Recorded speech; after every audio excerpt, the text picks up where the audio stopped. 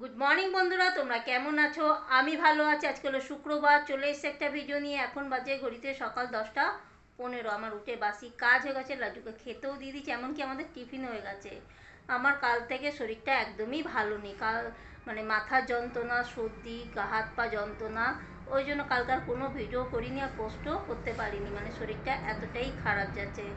আর মেয়ে ওখানে বসে রয়েছে। কেন রকম বসে আছিস পাগল? হ্যাঁ, ওদিকে আমি ডাল বসিয়ে দিয়েছি, সেদ্ধ ডাল করব, ঢ্যাঁড়স আলু ভাজা করব আর পটল ভাজা করব। কালকে আমার না খুব খেতে ইচ্ছা করছিল ফেনা ভাত, আলু মাখা, ডাল মাখা, মানে সেদ্ধ ডাল মাখা, ডিমের অমলেট। তো ওই করেছিলাম। তো ফেনা ভাত অনেকটা বেঁচে আছে, ওটাই আমি খেয়ে নেবো। আর ওদের জন্য শুধু রান্না করে দেবো, ঢ্যাঁড়স আলু ভাজা করব, পটল ভাজা করব, আর ডাল সেদ্ধ বসিয়ে দিয়েছি। জামা কাপড় ভেজাবো, মানে শরীরটা একদম ভালো লাগছে না। মেয়ে বললো আমি ঘুগনি খাবো। এবার কার রাতে তো আমি মটর ভেজাইনি, সেই জন্য এখন আমি গরম জল দিয়ে মটরটা ভিজিয়ে দিয়েছি। বিকেলের দিকে করব ঘুগনি আর রুটি করব। ঠিক আছে বাবু? আরে কি পরীক্ষা? কি পরীক্ষা? কত ভেবে বলছে। তো চলো বন্ধুরা, কাজগুলো করতে থাকি, তোমরা আমার ভিডিওটা দেখতে থাকো। গুড আফটারনুন বন্ধুরা, এখন বাজে ঘড়িতে 1টা 10। মোটামুটি আমার রান্না হয়ে গেছে। এখানে পাঁপড় ভাজা হয়ে গেছে, ডাল সেদ্ধ হয়ে গেছে, পটল ভাজাও হয়ে গেছে। মেয়ের আর বরের জন্য ডাল সেদ্ধ করেছি, যেহেতু আমার আজকে শুক্রবার, আমি মুসুর ডাল খাবো না। এখানে ভাত হয়ে গেছে, ভাতের হাঁড়িটা খুবই গরম, ওই জন্য দেখাতে পারলাম না। এখানে নিরামিষ ঢ্যাঁড়স আলু ভাজা, কালো জিরে ফোড়ন আর শুকনো লঙ্কা দিয়েই করছি। আর আমার জায়গা এত ছোট না রান্নাঘরে বন্ধুরা, তোমাদেরকে কি বলবো, মানে রাখার খুব অসুবিধা হয়, মানে খুব কষ্ট করেই আমাকে রান্না করতে হয়। না আছে রান্নাঘরে টালি, কিছুই নেই। এই একটা টিন দিয়ে, পেছনে গ্যাসের পেছনে একটা টিন দিয়ে রান্না করি, খুবই কষ্ট হয়। আর দুটোই মাত্র স্ল্যাব, আর কোনো স্ল্যাব নেই। একটা এই গ্যাসের ওভেন বসানো রয়েছে, আর একটা ওই রান্নার জিনিস রাখি, তারপরে তোমার মিক্সার রাখি, খুবই কষ্ট। আর এই টিনটা তোমরা দেখতে পাচ্ছ, অনেকবার এই মুছতে গিয়ে না আমার হাত কেটে গেছে, নোকের ভেতরে ঢুকে গেছে, মানে খুবই কষ্ট। জানি না ভগবান কবে আমাদের দিকে তাকাবে, যে আমাদের একটু দুঃখ কষ্টটা দূর হয়ে যাবে। ভগবান সবার দিকে তাকায়, কিন্তু শুধু আমাদের দিকেই তাকায় না কেন? এত কষ্ট করে সংসার চালাতে হয় না বন্ধুরা, তোমাদেরকে আমি কি বলবো। নিয়ে যা, তোর ইয়াপ্পিটা ধর। ইয়াপ্পি ম্যাগি এইসবই খাও, দুধ ভালো লাগে না না খেতে? কেন? কিরকম একটা কি দুধ আবার খাওয়ার জিনিস, কিরকম একটা দুধ খেলে জানো কত শরীরের পক্ষে কত ভালো। এইসব ভালো খাওয়া মশলা, কত দিনকার মশলা ভেতরে ঢোকানো থাকে। হাসছে। অবশ্য আমি কাকে বলছি, আমিও তো একটুখানি ইয়াপ্পি নিয়ে নিয়েছি, আমি অল্পই নিয়েছি, তোর থেকে অল্প নিয়েছি। সব থেকে আমার লাড্ডু ভালো আছে। আমার লাড্ডু কাজু কিশমিশ নিয়ে বসে আছে, সব থেকে আমার লাড্ডুই ভালো। তাই তো লাড্ডু? লাড্ডু এইসব জিনিস খায় না, ম্যাগি ইয়াপ্পি এইসব খায় না লাড্ডু, তাই তো? ভালো ছিল, খুব ভালো ছিল। বাবু ঘুগনির সাথে কি খাবি, রুটি না পরোটা? লুচি। লুচি? এ বাবু, তোর বাবার এইসব খাওয়া বারণ আছে, লুচি করলেই ও খেতে চাইবে। আর এই ঘরটাকে বন্ধুরা তোমরা একটুখানি ইগনোর করো, যেহেতু বৃষ্টি হচ্ছে বলে এই ঘরে কাপড় জামা আমি সব মিলেছি।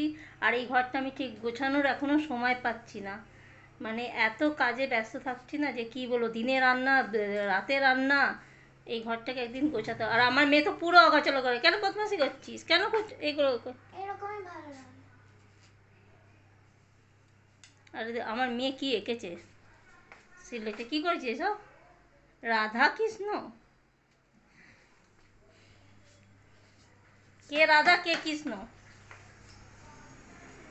কিরে বল, কে রাধা কে কৃষ্ণ?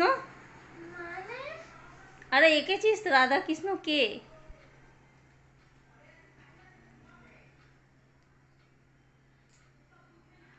কে বল, মুখ দিয়ে বলবি তো কে। আচ্ছা, ঠিক আছে।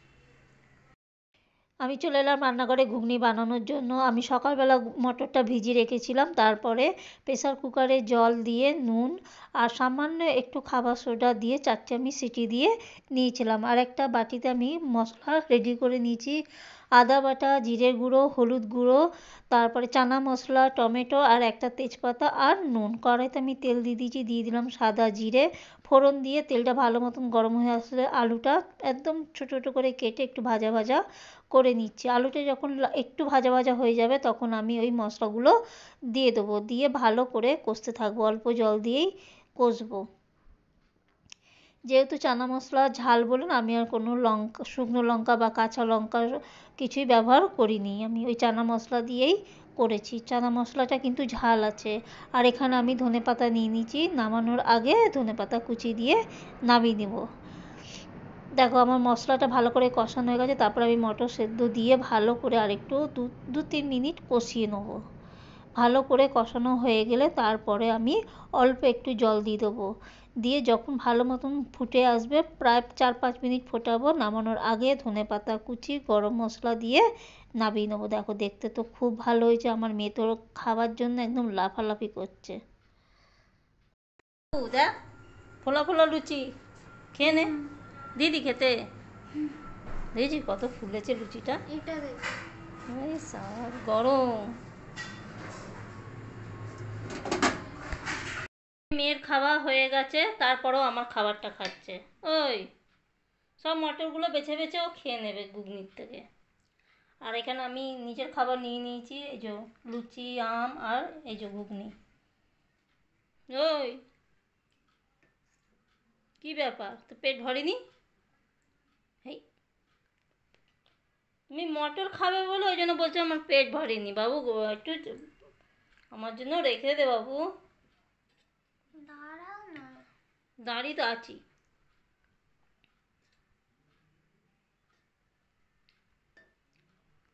বাজে ঘড়িতে 11টা 10, বরের আস্তে আস্তে বললো 12:30 পৌনে 1 বাজবে, বললো তুমি খেয়ে নাও, ওই জন্য আমি খেয়ে নিচ্ছি।